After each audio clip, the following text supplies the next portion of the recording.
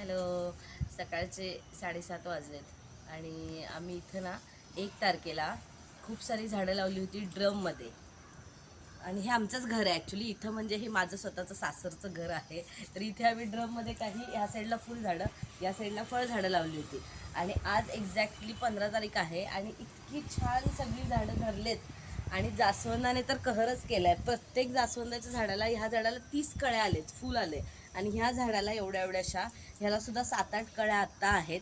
आणि ही सगळी छान, हे चिकूचं झाड, पेरूचं झाड, लिंबूचं झाड एकदम छान धरलेलं आहे. झाडं अतिशय सुंदर आलेली आहेत. आणि प्लस त्याच वेळेला आम्ही ग्रोबॅगमध्ये इथं थोडं वांगी, मिरची, टोमॅटो असं लावलं होतं. ती तर झाडं लावल्यानंतर 2-4 दिवसात डायरेक्ट पडली होती.